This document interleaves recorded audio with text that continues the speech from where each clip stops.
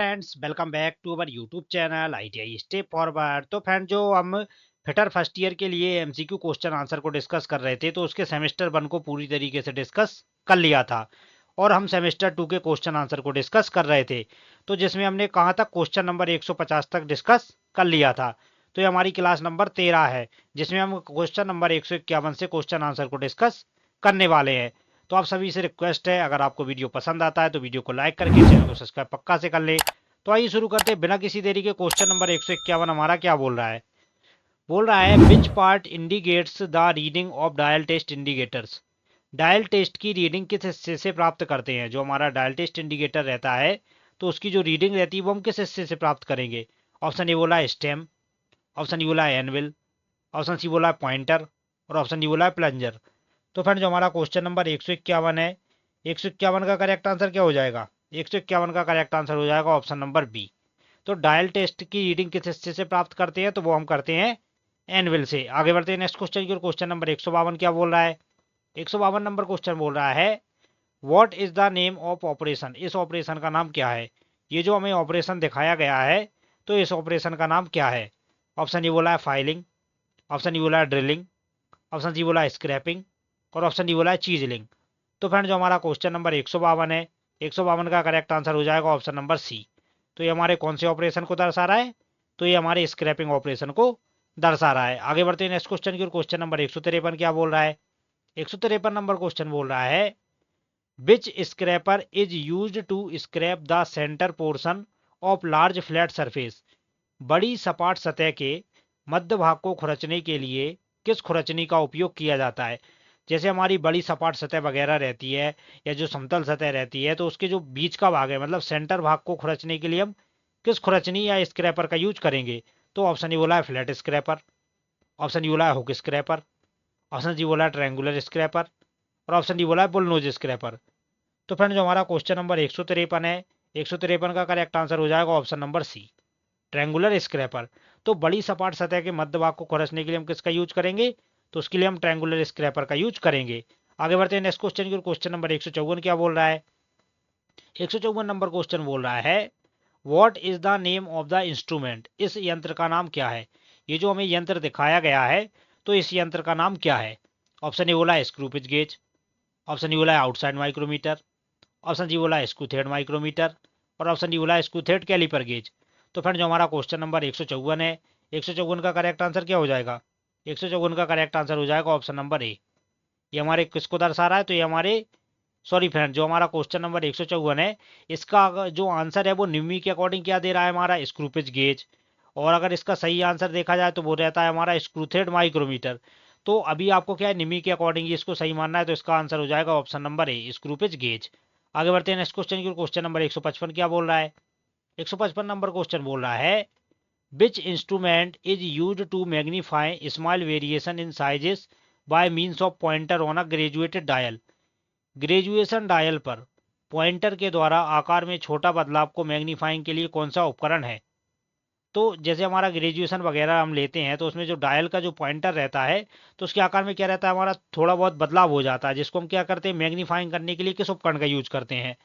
तो option A बोला है dial test indicator, option E बोला है इनसाइड माइक्रोमीटर, ऑप्शन सी बोला है डायल वर्नियर कैलिपर और ऑप्शन डी बोला है वर्नियर माइक्रोमीटर।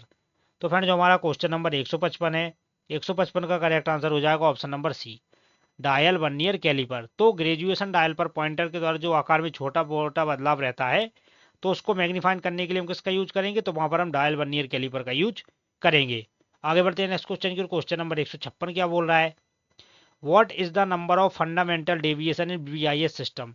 उपलब्ध बीआईएस प्रणाली में आधारभूत खाली स्थान की संख्या है। जो हमारे फंडामेंटल डेविएशन रहते हैं, तो उनकी संख्या कितनी रहती है? तो ऑप्शन ए बोला है 25, ऑप्शन डी बोला है 20, ऑप्शन सी बोला है 15 और ऑप्शन डी बोला है 26। तो फ्रेंड जो हमारा क्वेश्चन नंबर 156 है, 156 का करेक्ट आंसर हो जाएगा ऑप्शन नंबर ए। तो जो हमारी बीआईएस प्रणाली में आधारभूत टॉलरेंस वगैरह रहती है, तो वो हमारे 25 प्रकार के रहते हैं। आगे बढ़ते हैं नेक्स्ट क्वेश्चन की ओर। क्वेश्चन नंबर 157 क्या बोल रहा है? 157 नंबर क्वेश्चन बोल रहा है how many fundamental tolerance grades are available. कितने आधारभूत टॉलरेंस ग्रेड उपलब्ध होते हैं? जो हमारे टॉलरेंस के ग्रेड रहते हैं, तो उनको हम क्या बोलते हैं? फंडामेंटल टॉलरेंस बोलते हैं। तो जो आधारभूत टॉलरेंस रहते हैं वो कितने ग्रेड में रहते हैं? तो ऑप्शन ई बोला है 18 ग्रेड, ऑप्शन बी हमारा बोल रहा है 25 ग्रेड, ऑप्शन सी बोला है 15 ग्रेड और ऑप्शन डी बोला है 12 ग्रेड। तो फ्रेंड जो हमारा क्वेश्चन नंबर 157 है, 157 का करेक्ट आंसर हो जाएगा ऑप्शन नंबर ए, 18 ग्रेड। तो कितने आधारभूत टॉलरेंस ग्रेड उपलब्ध रहते हैं, तो वो रहते हैं हमारे 18 ग्रेड। आगे बढ़ते हैं नेक्स्ट क्वेश्चन की। क्वेश्चन नंबर 158 क्या बोल रहा है, 158 नंबर क्वेश्चन बोल रहा है which precision instrument is used for comparing and determining the variation in the sizes of the component. भागों के आमापों में खाली स्थान को ज्ञात करने और तुलना करने के लिए कौन से परिशुद्धता उपकरण का प्रयोग किया जाता है। तो ऑप्शन ए बोला है माइक्रोमीटर, ऑप्शन डी बोला है कंपोरेटर्स, ऑप्शन सी बोला है डायल टेस्ट इंडिकेटर और ऑप्शन डी बोला है बर्नियर लेवल प्रोटेक्टर। तो फ्रेंड जो हमारा क्वेश्चन नंबर 158 है, 158 का करेक्ट आंसर हो जाएगा ऑप्शन नंबर ए, माइक्रोमीटर। भागों के आमापों में खाली स्थान को ज्ञात करने और तुलना करने के लिए किस परिशुद्धता उपकरण का उपयोग किया जाता है, तो वहां पर हम क्या करेंगे फ्रेंड्स, बर्नियर लेवल प्रोटेक्टर का नहीं, हम वहां पर करेंगे डायल टेस्ट इंडिकेटर का, ऑप्शन नंबर सी का। लेकिन जो निमी ने इसका करेक्ट आंसर माना है वो माना है माइक्रोमीटर को। तो आप देख लीजिएगा इसमें से कौन सा आंसर हमारा सही है, कमेंट बॉक्स में पक्का से कमेंट करके बताइए। मुझे अपने अकॉर्डिंग डायल टेस्ट इंडिकेटर लग रहा है। आगे बढ़ते हैं नेक्स्ट क्वेश्चन की। क्वेश्चन नंबर 159 क्या बोल रहा है, what mechanism is used in the lever type dial test indicator. Lever वर्ग के डायल टेस्ट इंडिकेटर में कौन सी मैकेनिज्म काम आती है। जो हमारा lever type dial test indicator रहता है तो उसमें किस प्रकार की मैकेनिज्म काम आती है। तो ऑप्शन ए बोला है स्क्रू और नट, ऑप्शन डी बोला है रैक और पिनियन, ऑप्शन सी बोला है लीवर एंड स्क्रॉल और ऑप्शन डी बोला है वर्म एंड वर्म व्हील। तो फ्रेंड जो हमारा क्वेश्चन नंबर 159 है, 159 का करेक्ट आंसर हो जाएगा option number C, lever and scroll. तो जो हमारा lever type dial test indicator रहता है वो किसकी चाल पर काम करता है, तो हमारा हमारा लीवर और स्क्रॉल के सिद्धांत पर कार्य करता है। आगे बढ़ते हैं नेक्स्ट क्वेश्चन की। क्वेश्चन नंबर 160 क्या बोल रहा है, which comparator is used in mass production. थोक उत्पादन में कौन सा कंपोरेटर प्रयुक्त होता है। जो हमारे मास प्रोडक्शन वगैरह रहते हैं तो उसमें हम किस प्रकार के कंपोरेटर का यूज करेंगे। ऑप्शन ए बोला है ऑप्टिकल, ऑप्शन डी बोला है न्यूमेटिक, ऑप्शन सी बोला है इलेक्ट्रॉनिक्स और ऑप्शन डी बोला है मैकेनिकल। तो फ्रेंड जो हमारा क्वेश्चन नंबर 160 है, 160 का करेक्ट आंसर हो जाएगा ऑप्शन नंबर सी, इलेक्ट्रॉनिक्स। तो थोक उत्पादन में कौन सा कंपोरेटर प्रयुक्त होता है, तो थोक उत्पादन में हमारा इलेक्ट्रॉनिक्स कंपोरेटर प्रयोग होता है। आगे बढ़ते हैं नेक्स्ट क्वेश्चन की। क्वेश्चन नंबर 161 क्या बोल रहा है, बोल रहा है which gauge used to check internal thread of components. भागों की अंतर चूड़ियों को नापने के लिए कौन से गेज का उपयोग किया जाता है। ऑप्शन ए बोला है thread ring gauge, option D बोला है taper ring gauge, option C बोला है थ्रेड प्लग गेज और ऑप्शन डी बोला है कैलिपर गेज। तो फ्रेंड जो हमारा क्वेश्चन नंबर 161 है इसका करेक्ट आंसर क्या हो जाएगा, तो भागों के अंदर की चूड़ियों को नापने के लिए हम किस गेज का यूज करेंगे, तो वहां पर हम करेंगे थ्रेड प्लग गेज का। अंदर की चूड़ियां चेक करने के लिए हम किसका यूज करते हैं, थ्रेड प्लग गेज का। लेकिन जो हमारी निमी है तो निमी के अकॉर्डिंग क्या इसका आंसर सही माना है, तो उसने माना है option number B, taper ring gauge को। आगे बढ़ते हैं नेक्स्ट क्वेश्चन की। क्वेश्चन नंबर 162 क्या बोल रहा है, 162 नंबर क्वेश्चन बोल रहा है what is the extreme permissible sizes with in which in the operator is expected to make the component. कौन सा चरम स्वीकृत आमाप है जिसके भीतर ऑपरेटर से भाग बनाने की आकांक्षा रखी जाती है। तो ऑप्शन ए बोला है बेसिक साइज, ऑप्शन डी बोला है वास्तविक साइज, ऑप्शन सी बोला है नॉमिनल साइज और ऑप्शन डी बोला है लिमिट्स ऑफ साइज। तो फ्रेंड जो हमारा क्वेश्चन नंबर 162 है, 162 का करेक्ट आंसर हो जाएगा ऑप्शन नंबर सी। तो जो हमारा नॉमिनल साइज रहता है उसके ऊपर ही हम टॉलरेंस वगैरह देते हैं। तो वही हमसे पूछ रहा है कि कौन सा चरम स्वीकृत आमाप है जिसके भीतर ऑपरेटर को भाग बनाने की आकांक्षा दी जाती है। आकांक्षा मतलब उसको परमिशन दी जाती है कि हमें जॉब को किस लिमिट में बनाना है। तो 162 का करेक्ट आंसर हो जाएगा ऑप्शन नंबर सी। आगे बढ़ते हैं नेक्स्ट क्वेश्चन की। क्वेश्चन नंबर 163 क्या बोल रहा है, बोला है what is the size of the component why actual measurement after it is manufactured. थोक उत्पादन के बाद भाग के वास्तविक आमाप को क्या कहा जाता है। तो ऑप्शन ए बोला है लिमिट आमाप, ऑप्शन डी बोला है एक्चुअल साइज, ऑप्शन सी बोला है मैक्सिमम साइज और ऑप्शन डी बोला है मिनिमम साइज। तो फ्रेंड जो हमारा क्वेश्चन नंबर 163 है, 163 का करेक्ट आंसर क्या हो जाएगा, ऑप्शन नंबर सी। क्या दे रहा है, मैक्सिमम साइज। लेकिन क्या बोल रहा है हमसे कि उत्पादन के बाद भाग के वास्तविक आमाप को क्या कहा जाता है, तो उसको बोला जाता है एक्चुअल साइज। तो 163 का करेक्ट आंसर हो जाएगा ऑप्शन नंबर बी, बी इसका करेक्ट आंसर है। लेकिन सी किसने माना है, निमी ने माना है। आगे बढ़ते हैं नेक्स्ट क्वेश्चन की। क्वेश्चन नंबर 164 क्या बोल रहा है, अ dimension is stated in 25 ± 0.02 mm। In are drawing what is the tolerance, आरेख में विमा डायरेक्शन को 25 प्लस माइनस 0.02 में कहा जाता है, टॉलरेंस क्या होगा। तो फ्रेंड्स जब भी हमसे टॉलरेंस प्लस माइनस में पूछता है तो 0.2 में हम 0.2 को जोड़ देते हैं, तो जो निकल कर आता है वही हमारा टॉलरेंस कहलाता है। तो 164 का करेक्ट आंसर हो जाएगा ऑप्शन नंबर सी 0.4। तो 164 का करेक्ट आंसर क्या हो जाएगा, ऑप्शन नंबर सी। आगे बढ़ते हैं नेक्स्ट क्वेश्चन की ओर। क्वेश्चन नंबर 166 क्या बोल रहा है, how to identify high spots while scraping, खरोंचते स्क्रैपिंग के समय आप उभरे हुए स्थान को कैसे पहचानोगे। जब हम स्क्रैपिंग वगैरह करते हैं तो वहां पर हम उभरे हुए स्थानों को कैसे पहचानेंगे। ऑप्शन ए बोला है पर्सियन ब्लू, ऑप्शन ई बोला है व्हाइट चौक, ऑप्शन सी बोला है कॉपर सल्फेट, और ऑप्शन डी बोला है सेल्यूलेज लेकर। तो फ्रेंड जो हमारा क्वेश्चन नंबर 165 है, 165 का करेक्ट आंसर हो जाएगा option number C copper sulphate. तो खरोचते समय स्क्रैपिंग के समय आप ऊपरी हुए स्थान को कैसे पहचानेंगे, तो उस पर हम क्या करेंगे, पर्सियन ब्लू लगा देंगे। वैसे तो 165 का करेक्ट आंसर होगा ऑप्शन नंबर ए, लेकिन निमी ने क्या माना है उसके अकॉर्डिंग, तो निमी ने इसको सी माना है। तो 165 का करेक्ट आंसर हो जाएगा option number C copper sulphate. आगे बढ़ते हैं नेक्स्ट क्वेश्चन की ओर। क्वेश्चन नंबर 166 क्या बोल रहा है, what is the smaller of to limits of size, आकार की दो सीमाओं में से कौन सा छोटा है। जो हमारी लिमिट्स ऑफ साइज रहती है तो उनमें से कौन सा छोटा है। ऑप्शन ए बोला है एक्चुअल साइज वास्तविक आकार, ऑप्शन ई बोला है आकार की अधिकतम सीमा, ऑप्शन सी बोला है आकार की न्यूनतम सीमा, और ऑप्शन डी बोला है आकार की सीमा। तो फिर जो हमारा क्वेश्चन नंबर 166 है इसका करेक्ट आंसर हो जाएगा ऑप्शन नंबर बी आकार की दो सीमाओं के बीच कौन सा छोटा है। तो जो हमारा वास्तविक आकार है वो छोटा है। आगे बढ़ते हैं नेक्स्ट क्वेश्चन की ओर। नेक्स्ट क्वेश्चन क्या आ रहा है हमारा 167 नंबर क्वेश्चन क्या बोल रहा है, what is the name of the lathe specification marked X, X के रूप में ये जो लेथ मशीन में ये जो भाग दिखाया गया है इसका नाम क्या है। ऑप्शन ए क्या बोला है length of the bed, bed की लंबाई, ऑप्शन ई क्या बोला है सेंटर हाइट ऑफ लेथ, खराद की सेंटर हाइट, ऑप्शन जी क्या बोला है केंद्र के बीच की लंबाई, और ऑप्शन डी बोला है केंद्र के बीच की लंबाई। तो फ्रेंड जो हमारा क्वेश्चन नंबर 167 है, 167 का करेक्ट आंसर हो जाएगा ऑप्शन नंबर सी केंद्र के बीच की लंबाई।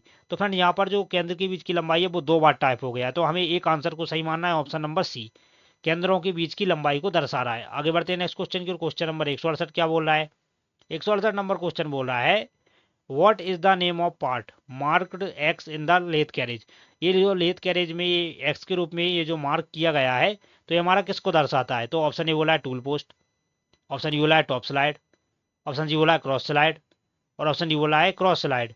तो फ्रेंड जो हमारा क्वेश्चन नंबर 168 है इसका करेक्ट आंसर हो जाएगा ऑप्शन नंबर सी, ये हमारा किसको दर्शाता है, तो ये हमारा क्रॉस स्लाइड को दर्शाता है। जो हमारा क्रॉस स्लाइड है वो दोबारा टाइपिंग हो गया है तो ये रॉन्ग टाइपिंग हुआ है, तो इसका करेक्ट आंसर हो जाएगा option number C cross slide. आगे बढ़ते हैं नेक्स्ट क्वेश्चन की। क्वेश्चन नंबर 169 क्या बोल रहा है, बोल रहा है what is the merit of three jaw chuck in lathe machine, खराद मशीन में तीन जबड़े वाले चक्र की मेरिट क्या है। जो हमारा लेथ मशीन में जो थ्री जा चक्र रहता है तो उसकी जो मेरिट रहती है वो क्या रहती है। ऑप्शन ए क्या बोला है काम आसानी से स्थिर किया जा सकता है, ऑप्शन डी क्या बोला है रन आउट को नहीं सुधारा जा सकता है, ऑप्शन सी क्या बोल रहा है हमारा केवल गोल और हेक्सागोनल घटकों को पकड़ा जा सकता है, और ऑप्शन डी बोला है केवल गोल और हेक्सागोनल घटकों को पकड़ा जा सकता है। तो फ्रेंड जो हमारा क्वेश्चन नंबर 169 है इसका करेक्ट आंसर हमारा क्या हो जाएगा option number be run out can not be corrected, run out को सुधारा नहीं जा सकता है। तो जो हमारा थ्रीजा चक्र रहता है अगर उसका एक बार रन आउट खराब हो गया तो उसको हम सुधार नहीं सकते। तो 169 का करेक्ट आंसर हो जाएगा ऑप्शन नंबर बी। आगे बढ़ते हैं नेक्स्ट क्वेश्चन की। क्वेश्चन नंबर 170 क्या बोल रहा है, what is the name of the part marked x, तो जो एक्स के रूप में ये जो भाग दिखाया गया है उसका नाम क्या है। तो ऑप्शन ए बोला है बॉडी, ऑप्शन डी बोला है बैक प्लेट, ऑप्शन जी बोला है एक्सटर्नल जबड़ा, ऑप्शन डी बोला है इंटरनल जबड़ा, यहाँ पर हो जाता है हमारा आंतरिक जबड़ा। तो फ्रेंड जो हमारा क्वेश्चन नंबर 170 है, 170 का करेक्ट आंसर क्या हो जाएगा, 170 का करेक्ट आंसर हो जाएगा ऑप्शन नंबर ए। तो ये हमारा एक्स जो दिखाया गया है तो ये एक्स हमारा किसको दर्शाता है, तो ये एक्स हमारे बॉडी को दर्शाता है। तो 170 का करेक्ट आंसर हो जाएगा ऑप्शन नंबर ए। आगे बढ़ते हैं नेक्स्ट क्वेश्चन की। क्वेश्चन नंबर 171 क्या बोल रहा है, what is the demerit of four jaw chuck, चार जबड़ा वाले चक की डीमेरिट क्या है। जो हमारा फोर्जा चक रहता है तो उसकी जो डीमेरिट रहती है वो क्या है। ऑप्शन ए क्या बोला है जबड़े उलटने योग्य होते हैं, ऑप्शन ई क्या बोला है अनियमित आकार की जॉब पकड़ सकते हैं, ऑप्शन जी क्या बोला है भारी कट दी जा सकती है, और ऑप्शन डी क्या बोला है भारी कट दी जा सकती है। तो फ्रेंड जो हमारा क्वेश्चन नंबर 171 है, 171 का करेक्ट आंसर क्या हो जाएगा ऑप्शन नंबर डी भारी कट दी जा सकती है। तो जो चार जबड़ा चक्र रहता है उसकी मतलब डीमेरिट क्या रहती है, तो उसमें हम क्या करते हैं, भारी कट्स वगैरह लगा सकते हैं। आगे बढ़ते हैं नेक्स्ट क्वेश्चन की ओर। क्वेश्चन नंबर 172 क्या बोल रहा है, which type of rake angle makes make slow from the front towards back to the tool. किस प्रकार के रैक कोण टूल के पीछे की ओर सामने तक ढलान बनाते हैं। तो ऑप्शन ए बोला है रैक एंड रैक कोण, ऑप्शन डी बोला है साइड रैक कोण, ऑप्शन सी बोला है नेगेटिव रैक एंगल, और ऑप्शन डी बोला है नेगेटिव रैक एंगल। तो फिर जो हमारा क्वेश्चन नंबर 172 है इसका करेक्ट आंसर हो जाएगा option number D, negative rack angle. आगे बढ़ते हैं नेक्स्ट क्वेश्चन की। क्वेश्चन नंबर 173 क्या बोल रहा है, 173 नंबर क्वेश्चन बोल रहा है, what will be the effect if the carriage is not locked while facing. यदि फेसिंग करते समय कैरेज को लॉक नहीं किया गया तो क्या प्रभाव पड़ेगा। अगर हम क्या मान लीजिए फेसिंग वगैरह कर रहे हैं, अगर हम कैरेज को लॉक नहीं करेंगे तो क्या होगा। ऑप्शन ए क्या बोला है, करेक्ट फेस, ऑप्शन डी बोला है कन्वेक्स फेस, ऑप्शन सी बोला है कनकेव फेस, ऑप्शन डी बोला है कनकेव फेस। तो फ्रेंड जो हमारा क्वेश्चन नंबर 173 है इसका करेक्ट आंसर हो जाएगा option number D, concave face, अवतल फेस। यदि फेसिंग करते समय हम कैरेज को लॉक नहीं करेंगे तो हमारा जॉब कैसा बन जाएगा, अवतल फेस का बन जाएगा। आगे बढ़ते हैं नेक्स्ट क्वेश्चन की। क्वेश्चन नंबर 174 क्या बोल रहा है, what is the name of operation carried out in turning to remove burr and sharpness from the edge of component. घटक के किनारे से गड़गड़ाहट और तीखेपन को हटाने के लिए किए गए ऑपरेशन का नाम क्या है। ऑप्शन ए बोला है ग्रूविंग, ऑप्शन डी बोला है चैम्परिंग, ऑप्शन सी बोला है स्टेप टर्निंग, और ऑप्शन डी बोला है स्टेप टर्निंग। तो फ्रेंड जो हमारा क्वेश्चन नंबर 174 है इसका करेक्ट आंसर हो जाएगा ऑप्शन नंबर बी, घटक के किनारे से गड़गड़ाहट और तीखेपन को हटाने के लिए किसका यूज करते हैं, तो वहां पर हम चैम्परिंग का यूज करते हैं। आगे बढ़ते हैं नेक्स्ट क्वेश्चन की ओर। क्वेश्चन नंबर 176 क्या बोल रहा है, 176 नंबर क्वेश्चन बोल रहा है, what is the name of the operation. इस ऑपरेशन का नाम क्या है। ये जो हमें ऑपरेशन दिखाया गया है तो इस ऑपरेशन का नाम क्या है। ऑप्शन ए बोला है स्क्वायर शोल्डर, ऑप्शन डी बोला है फिलेट शोल्डर, ऑप्शन सी बोला है बेबल्ड शोल्डर, और ऑप्शन डी बोला है बेबल्ड शोल्डर। तो फ्रेंड जो हमारा क्वेश्चन नंबर 176 है, 176 का करेक्ट आंसर क्या हो जाएगा, option number A, square shoulder. तो ये हमारे कौन से शोल्डर को दर्शा रहा है, तो ये हमारे स्क्वायर शोल्डर को दर्शा रहा है। आगे बढ़ते हैं नेक्स्ट क्वेश्चन की ओर। 177 क्या बोल रहा है, what type of cutting tool used in mass production. बड़े पैमाने के उत्पादन में किस प्रकार के टूल का उपयोग किया जाता है। जब हमें मास प्रोडक्शन करना रहता है तो उसके लिए हम किस प्रकार के टूल का यूज करेंगे। ऑप्शन ए बोला है सॉलिड टूल, ऑप्शन डी बोला है ब्रेस्ड टूल, ऑप्शन सी क्या बोला है थ्रो अवे टूल, और ऑप्शन डी बोला है थ्रो अवे टूल। तो फ्रेंड जो हमारा क्वेश्चन नंबर 177 है, 177 का करेक्ट आंसर हो जाएगा option number D, throw away type tools. तो जो कटिंग टूल का उपयोग किया जाता है किसमें, क्वेश्चन को एक बार और रिपीट कर लेते, बड़े पैमाने पर उत्पादन जब हम करते हैं तो किस कटिंग टूल का यूज किया जाता है, तो थ्रो अवे टाइप टूल्स का यूज करते हैं। आगे बढ़ते हैं नेक्स्ट क्वेश्चन की ओर। 178 क्या बोल रहा है, which gauge is use to compare the profile of thread. Thread की प्रोफाइल को कंपेयर करने के लिए किस गेज का उपयोग किया जाता है। जो हमारी थ्रेड्स वगैरह रहती हैं तो उसकी जो प्रोफाइल वगैरह रहती है उसको कंपेयर करने के लिए हम किस गेज का यूज करेंगे। ऑप्शन ए बोला है फीलर गेज, ऑप्शन ए बोला है प्लग गेज, ऑप्शन डी बोला है फीलर गेज, ऑप्शन सी बोला है रेडियस गेज, और ऑप्शन डी बोला है रेडियस गेज। तो फ्रेंड जो हमारा क्वेश्चन नंबर 178 है इसका करेक्ट आंसर हो जाएगा ऑप्शन नंबर 178 का करेक्ट आंसर क्या हो जाएगा, option number C, radius gauge. आगे बढ़ते हैं नेक्स्ट क्वेश्चन की ओर। क्वेश्चन नंबर 179 क्या बोल रहा है, which is the vertical distance from crest to root. Crest से रूट तक की ऊर्ध्वाधर दूरी कौन सी है। ऑप्शन ए बोला है लीड, ऑप्शन डी बोला है फ्लैंक, ऑप्शन सी बोला है पिच, और ऑप्शन डी बोला है गहराई। तो फ्रेंड जो हमारा क्वेश्चन नंबर 179 है, 179 का करेक्ट आंसर क्या हो जाएगा, ऑप्शन नंबर सी, पिच। आगे बढ़ते हैं नेक्स्ट क्वेश्चन की ओर। क्वेश्चन नंबर 181 क्या बोल रहा है, 181 नंबर क्वेश्चन बोल रहा है, which type of thread is used in screw jack. Screw jack में किस प्रकार की थ्रेड का उपयोग होता है। ऑप्शन ए बोला है वी थ्रेड, ऑप्शन डी बोला है एक्मी थ्रेड, ऑप्शन सी बोला है नकल थ्रेड, और ऑप्शन डी बोला है नकल थ्रेड। तो फ्रेंड जो हमारा क्वेश्चन नंबर 181 है, 181 का करेक्ट आंसर हो जाएगा ऑप्शन नंबर डी। तो स्क्रू जैक में हम किस प्रकार की चूड़ी का यूज करते हैं, यहाँ पर नक्कल की जगह आता है हमारा स्क्वायर थ्रेड। तो यहाँ पर ये जो आप है इसको आप कट करके क्या लिख लेंगे, स्क्वायर थ्रेड। तो स्क्रू जैक में किस प्रकार के थ्रेड का यूज करते हैं, तो वहां पर हम स्क्वायर थ्रेड का यूज करते हैं। आगे बढ़ते हैं नेक्स्ट क्वेश्चन की। क्वेश्चन नंबर 182 क्या बोल रहा है, what is the name of part marked x. तो एक्स के रूप में जो पार्ट दिखाया गया है इसका नाम क्या है।